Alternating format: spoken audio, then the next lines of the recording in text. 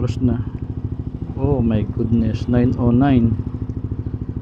Ay, late na naman tayo nagising. 9:09. Ang ganda naman tong e-bike na to, oh. Parang keso. Alright, so magmamadali na naman tayo, guys.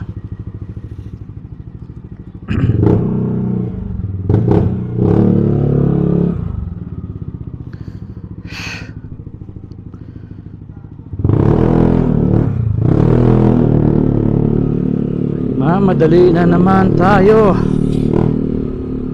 Good morning, guys. 9:10 na.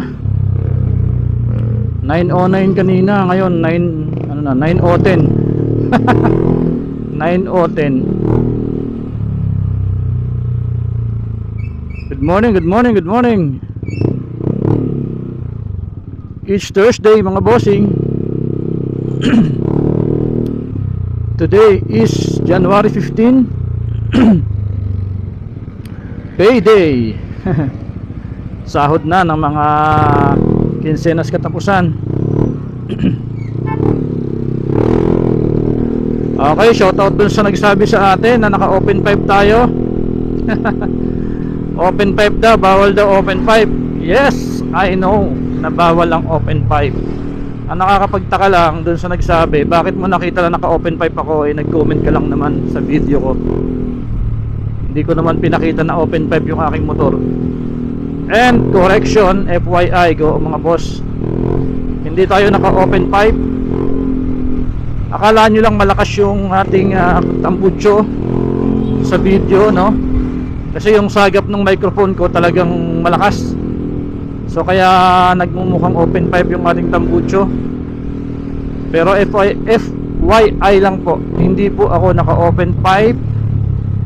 At the same time, ilang beses na po akong na-checkpoint ng LTO, pero pasado po yung ating pipe.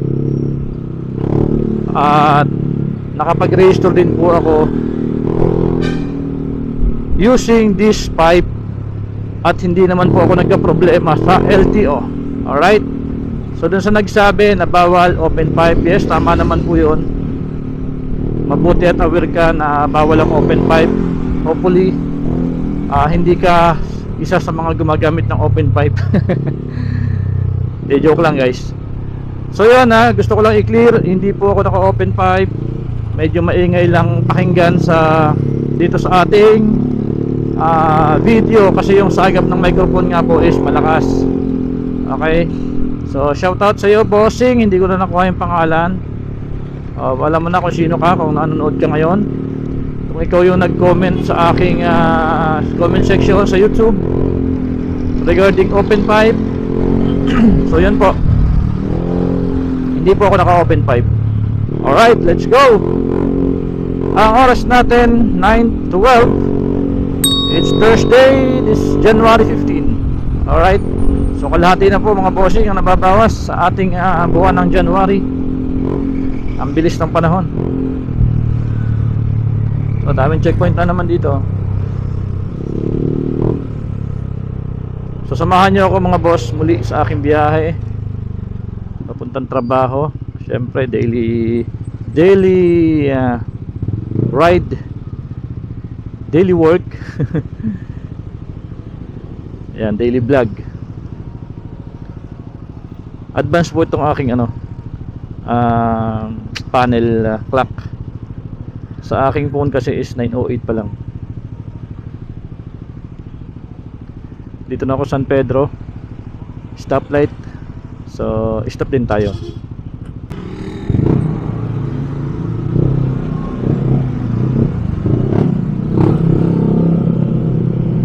Siya nga pala, guys, dun sa mga nag-comment din sa atin na bakit hindi ko rin kinuha yung plaka nung naka 4 wheels kahapon, yung road rage dyan sa Santa Rosa. Nagtatanong siya ba't di ko na kinuha yung plaka. Pasensya na po, bossing, dun sa nag-comment kung bakit di ko kinuha, kasi wala kasi akong dalang gamit, wala akong pambaklas. Gunggong! Barinig kita sa mukha eh! Hindi, joke lang. Hindi ko na po kinuha yung plaka o hindi ko na pinakita kasi hindi naman sila talaga totally yung nagkasakitan. Nagkamurahan lang pero hindi naman humantong dun sa sakitan talaga na magkakatutukan ng kung mga ano mga deadly weapon. So ang kinonsern ko lang kasi talaga kung bakit ko siya in-upload yung ginawa niya na pag-cut doon sa L300. So medyo delikado, no? Kasi during that time hindi lang silang dalawa yung nandun sa kalsada, diba? Nakita nyo naman, in-overtake ka niya, left side, muntik pa siyang maabot nung truck na parating. And then pag overtake niya, kinat niya sa harap. So mabuti na lang at walang ibang nadamay. So yun lang naman. Gusto ko lang maging aware yung lahat ng mga motorista, no? Mga rider man yan or four wheels driver. So kapag may mga konting problema, konting singitan o naunahan kayo sa pwesto, much better na pagbigyan nyo na lang kumbaga parang wag nyo na lang pansinin, wag nyo na lang pahabain para hindi na mahantong sa pagtatalo, no? Sa pagkumprontahan. Kasi minsan hindi naman natin lahat hawak utak ng mga driver, no?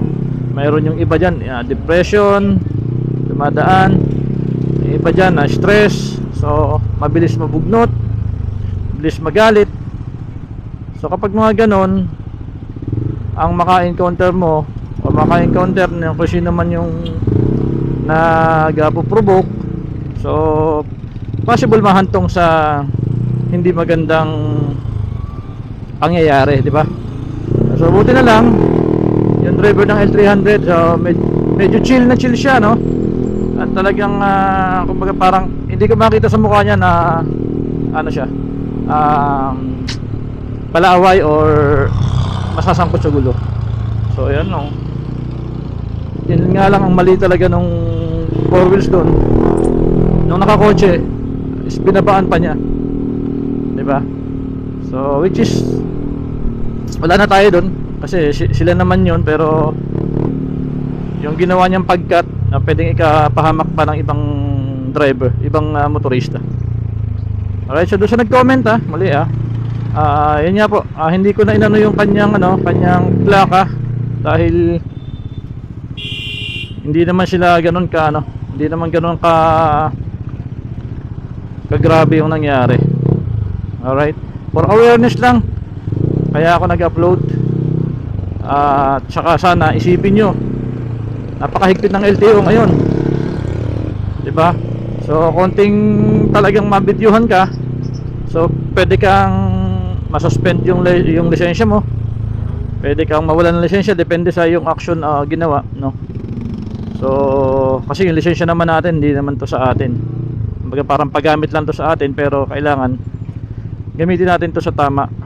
At kailangan maging responsable tayo sa kalsada, diba? Hindi to pinagamit sa atin para maging lisensya na maging matapang, diba? So kailangan kapag nasa highway tayo, mas maganda kasi pag nasa kalsada tayo, mas marami tayong friendship, diba? Kaysa sa kaaway. Kasi sa kalsada hindi mo talaga kilala, hindi mo alam kung sino yung pwedeng tumira sa'yo anytime, hindi mo alam kung sino yung mabait, kung sino yung barumbado, diba? So yun lang, awareness lang sa mga kapwa ko riders. So wag natin daanin sa lahat sa init ng ulo, although meron talagang times na talagang iinit yung ulo mo, pero hanggat maaari pigilan natin yung ating sarili na maging anong tawag doon, yung laging gustong bubuli sa kalsada. Kasi minsan kung sino pa yung hindi lumalaban, kung sino pa yung hindi yung sino pa yung tahimik, siya pa talaga yung bumibira talaga. Kaya yun lang. Okay, anyway mga bossing, nandito na ako sa San Pedro again. So ngayon dito ulit tayo dadaan sa highway. Hindi ako magkakarmona kasi mabilis yung biyahe ko kahapon eh. Kahit na medyo maraming stoplight tayong dinaanan, pero ang bilis ng biyahe. 9:24 nandun na agad ako sa trabaho. So tingnan natin kung ano yung pagkakaiba ngayon, kasi medyo late na ako umalis ng bahay. 9:20 na. Ayun o, 9:20 na pala.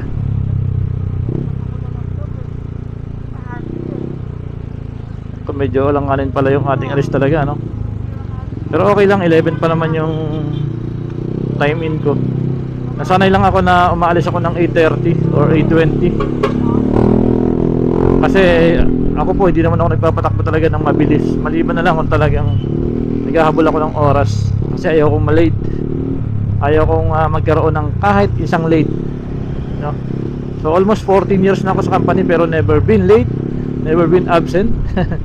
Maliban na lang kung mayroong emergency, yung nagkakasakit ng biglaan. So, pero bilang sa daliri mga bossing, pero sa late, never been late talaga. Since day one, hindi pa tayo na late sa trabaho.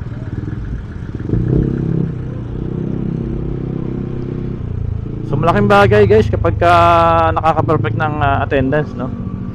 Walang late, walang absent. Kasi meron tayong hinahabol na live with pay. Kahit naka-leave ka, so bayad lagi up to 8 days, ano? Plus 15 days without pay. So napakalaking bagay, no? So 24 days. Pwede kang magbakasyon 24 days, yung 8 araw doon bayad. Almost 1 month, di ba? So malaking bagay, sayang din.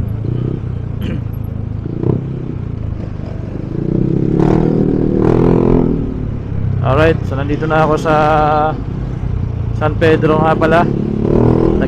Kakalagpas ko lang ng Pasita. Papasok tayo ng Binyan mga bossing. So napakaganda ng umaga ngayon, hindi mainit. Pero medyo parang nagbabadya yung ulan dun sa bandang Tagaytay mga boss. So katulad kagabi, basang-basahin yung lingkod. Sobrang lakas ng ulan. So hindi ako nagkapote. Ayaw ko kasing nababasa yung kapote ko. Gago! Ang hirap pagbasa yung kapote.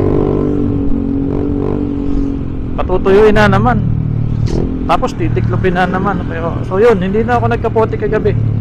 Sinugod ko yung ulan. Ang ending, ayan, medyo may konting halak. May konting sipon. Buti na lang hindi tayo nilagnat.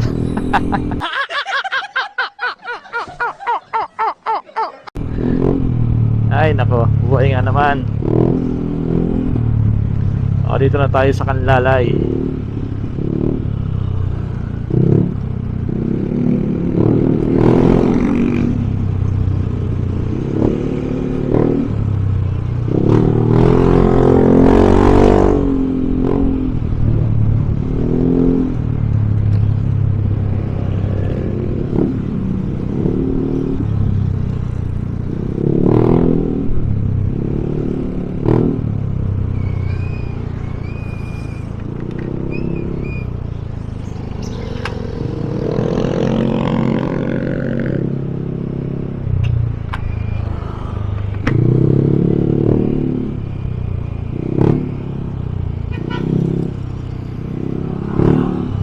Sarado pa si Rocky Works, ha.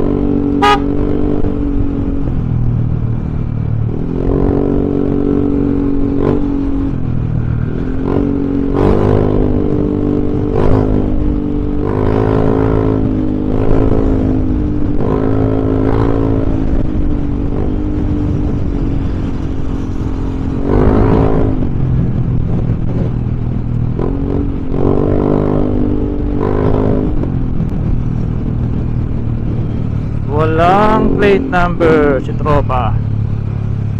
Pag ikaw napadaan sa LTO, tapos ka.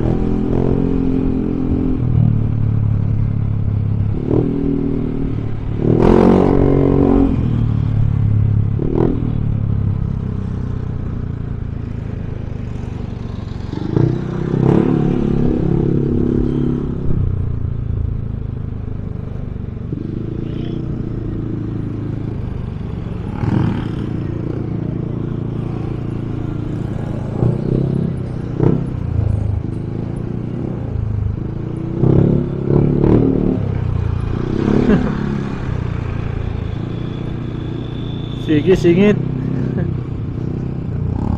Excuse me po.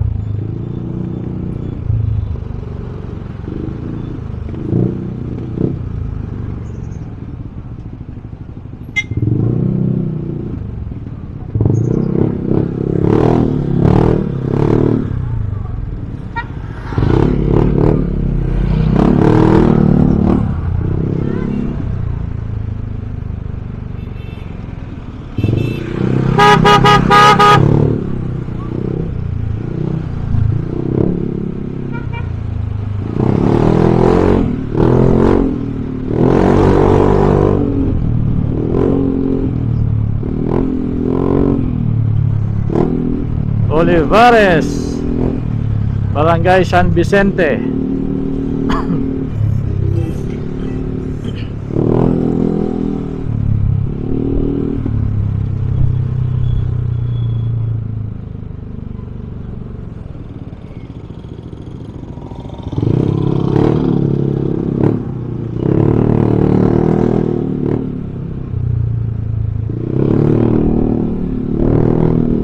Perpetual, Terapetwal.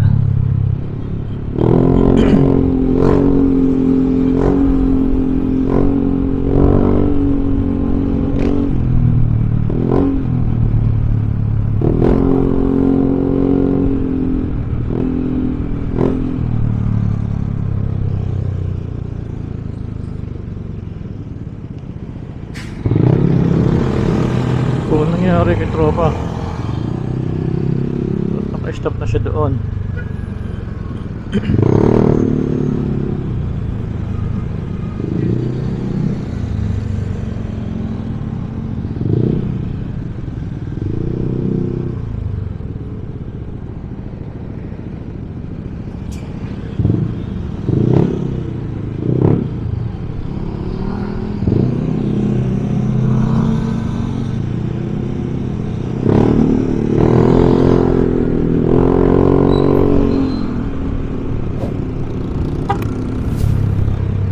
Oras natin 9:28. Feeling ko talaga mas mabilis dito compare sa kabila. Ganda naman ng motor ni sir. ATV, dirty white color.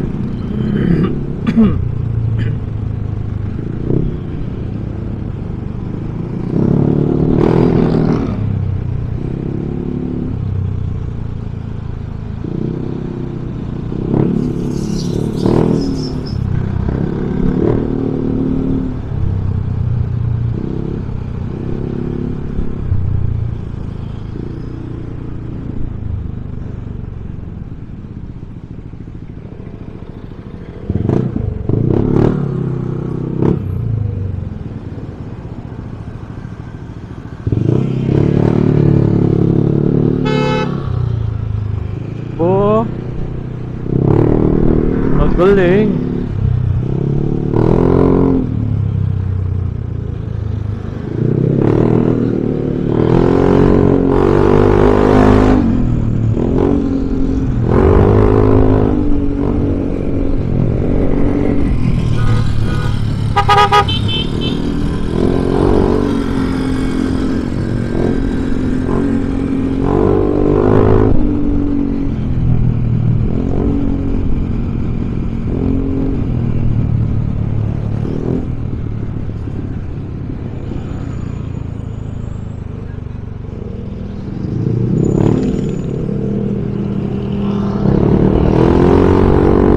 Update. 9:30. Ano ba to? Anong lugar na to? Platero, Santa Rosa. Barangay Platero na ako. Uminit na ng uminit.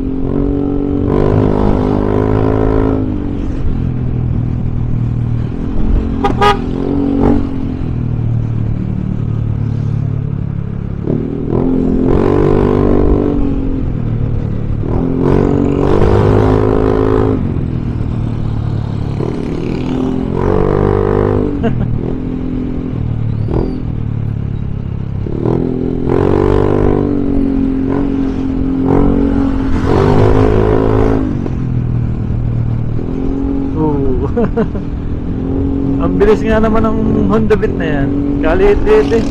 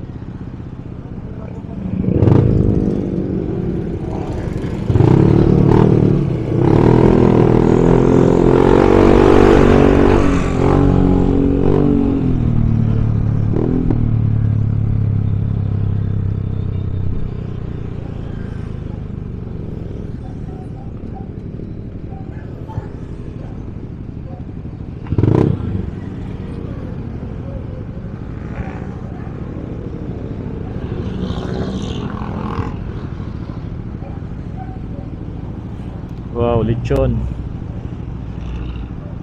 Lechon. Pengi naman ako niyan.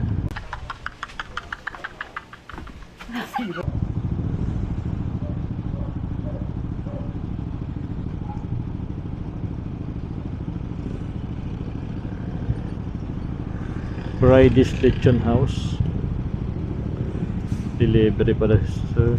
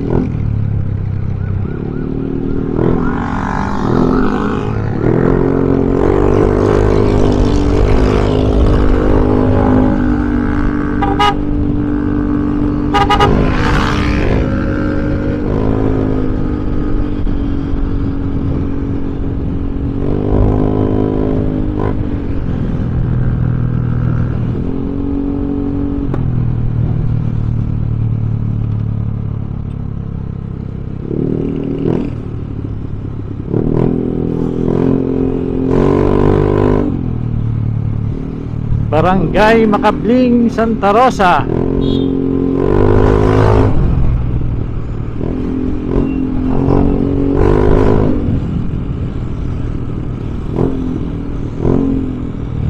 Bilis lang ang biyahe dito talaga. Ramdam na ramdam ko yung bilis dito. 9:34 ang oras natin. So dito tayo sa tapat ng Lakeshore, dito sa Makabling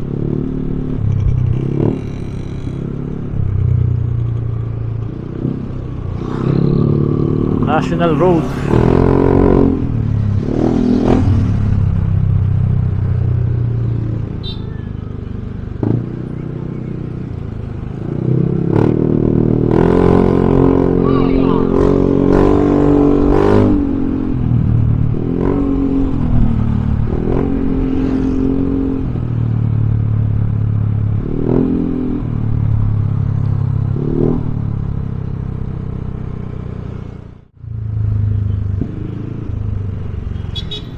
Santa Rosa. Ay nako, kawawa na naman ang mga pedestrian dito.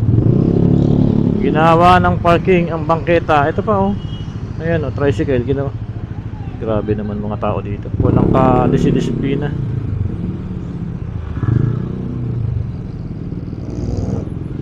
May mga enforcer naman pero walang nagsasaway.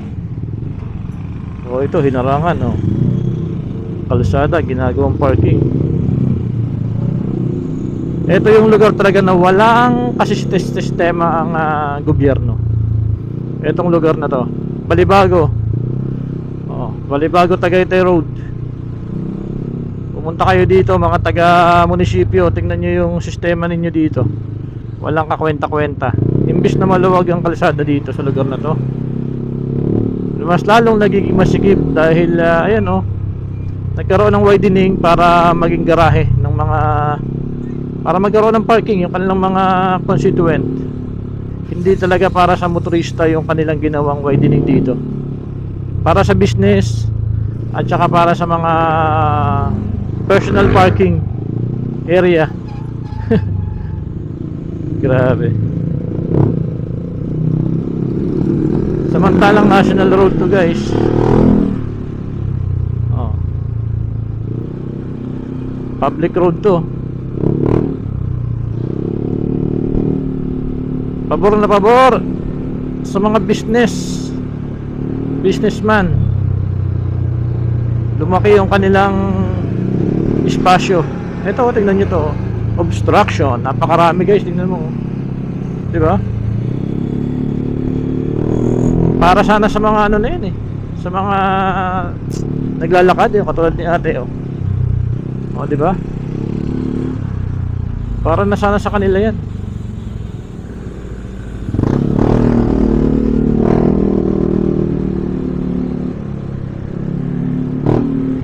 Kawawa talaga. Ayun, buti na lang naalala ko. Bibili nga pala ako ng ano dito.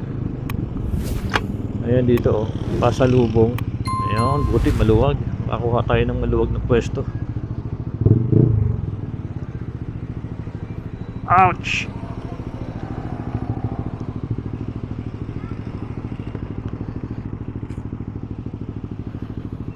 Wow, parang astrap ng ihaw na yun ah. Kano kaya isa nun? So pasok lang ako guys sa loob, walang camera dito eh. Patayin ko. Alright, so nakapabili na ako guys ng merienda. Actually hindi siya merienda lang, no? Pwedeng ibenta.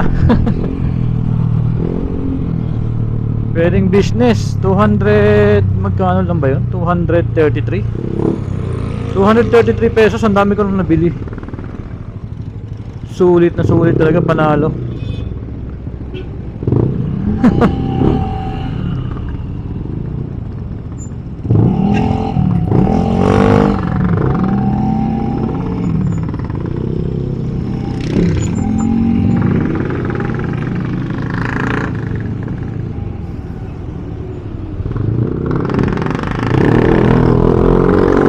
Oras natin 9:49.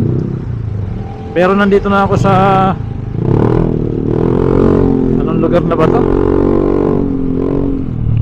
Dito malapit sa may Walter Mart na papuntang Enchanted Kingdom.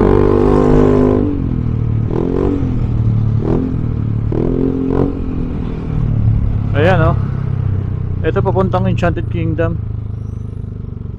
Hindi ko lang alam kung anong eksaktong lugar to.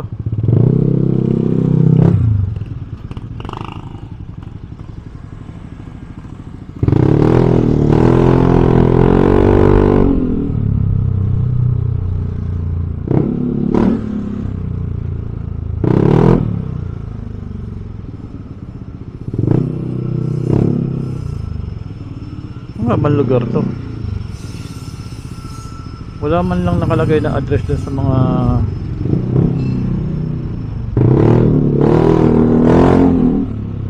tarpaulin dito eh.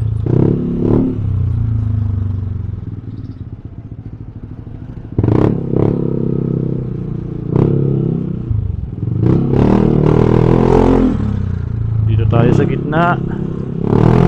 Yun o, kasyang-kasyang motor natin dito guys o.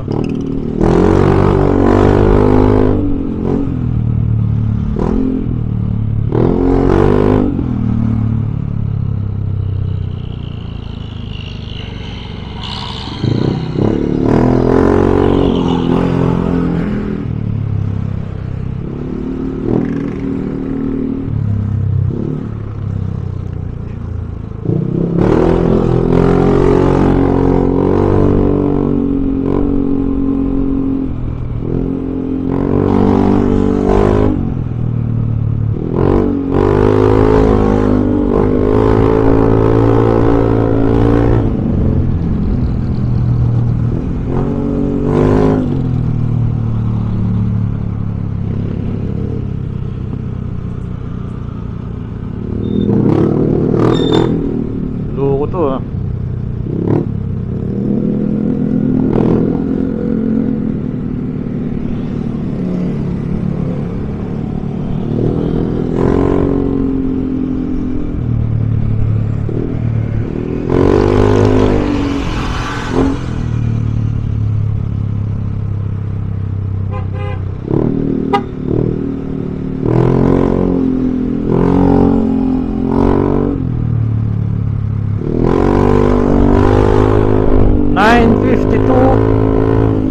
Ito na, dito na tayo sa Pulong Santa Cruz mga bossing. Pulong Santa Cruz, Santa Rosa, tapat ng Coca-Cola.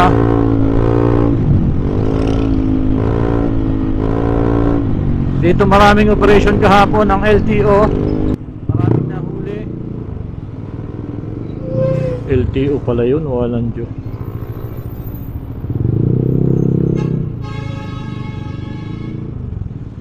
Ayun, kanya-kanyang iwas sila oh guys oh. LTO.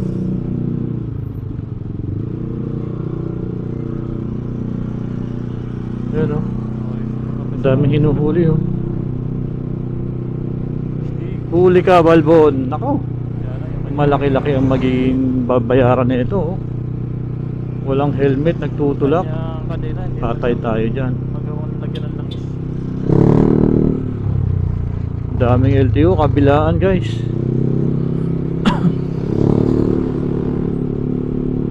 Dito yan sa may Coca-Cola.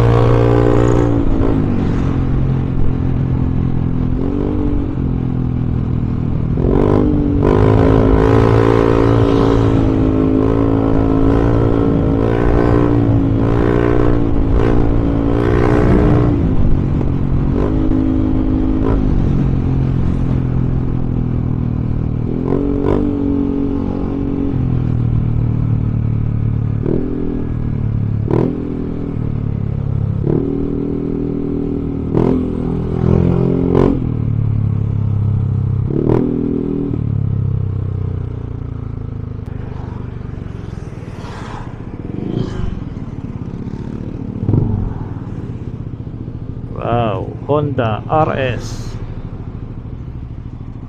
Ganyan lang pala ang ilalim niya, no?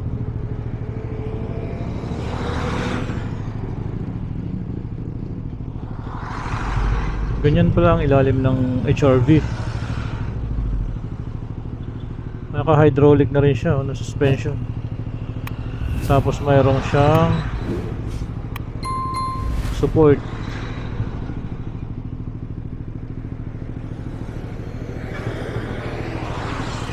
Honda HR-V. Gusto ko tong Honda Civic RS na to.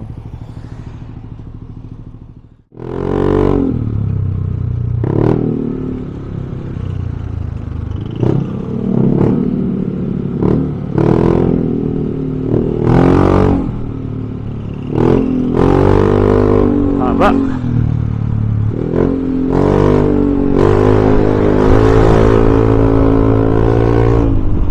9:57 ang oras natin mga idol.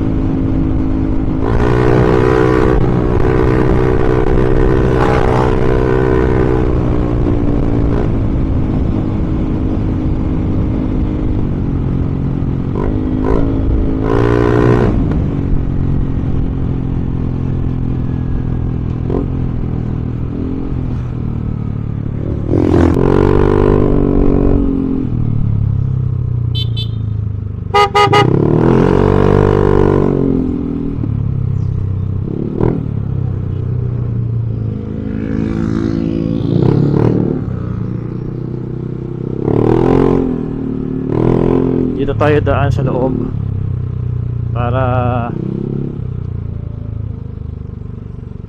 less traffic, kaso mas traffic pala.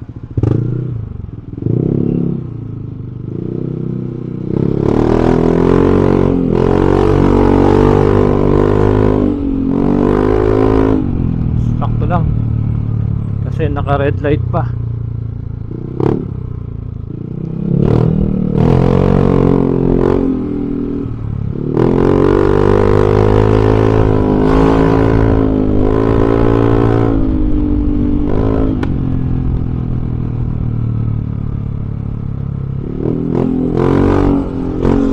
Wow, Jetor. Ganda oh guys oh. Doktor may-ari, MD, Surgeon on call. Ganda oh. Mukhang Defender.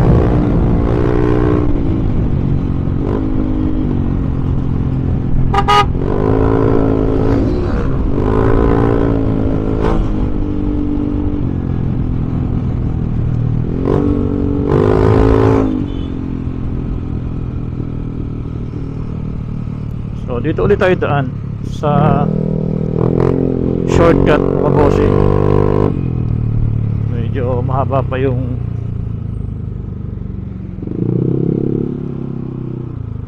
countdown.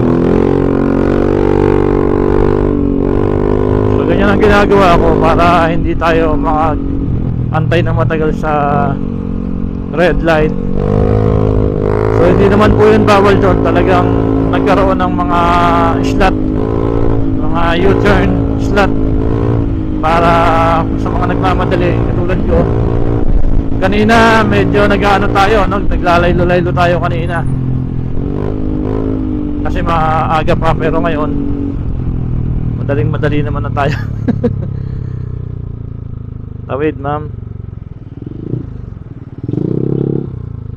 Alright, arrival time 10:02. Sarado pa, still parking. Alas 10 na. Anong oras pwede mag-park sa still parking? Sa still parking? Sa still. Ha? 11 pa? Okay. 11 pa pala. Nabago na naman. Ano ko ba 10? Ayun may mga motor na doon sa dulo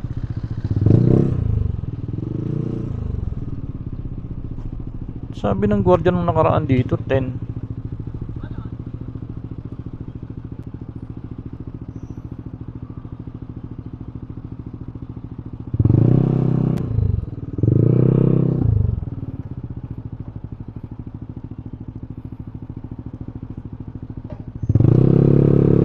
Paiba-iba yung oras nila dito.